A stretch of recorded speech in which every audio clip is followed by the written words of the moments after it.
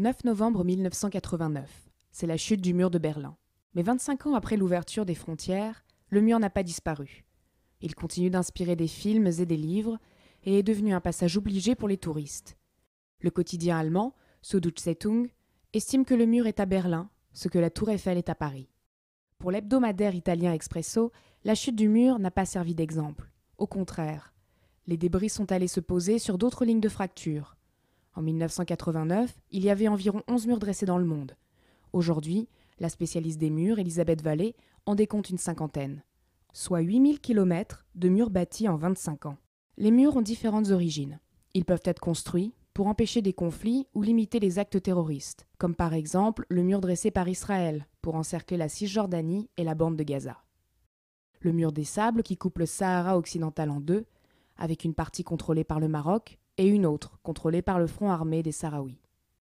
Ou même le plus ancien des murs, celui qui sépare la Corée du Nord de la Corée du Sud et qui s'étend sur 271 km.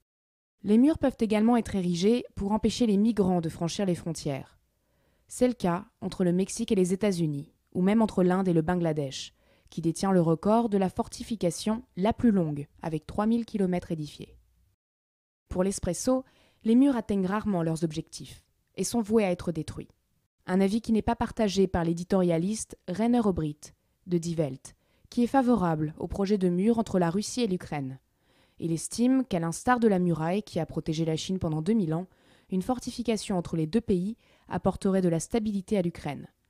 Pour lui, ce projet n'a rien de naïf. Ce qui est naïf, c'est l'idée qu'on puisse, dans le monde d'aujourd'hui, renoncer à des frontières fortifiées. S'il enferme, il arrive que les murs de séparation libèrent aussi et génèrent de l'art. Dans le sud-est de l'Algérie, à Tindouf, un festival de street art est organisé chaque année dans les camps de réfugiés sahraouis. À Kaboul, la graffeuse Samsia Hassani repeint les zones dévastées et met en avant le droit des femmes. Pour en savoir plus, retrouvez Courrier International. 25 ans après la chute du mur de Berlin, 50 murs à abattre.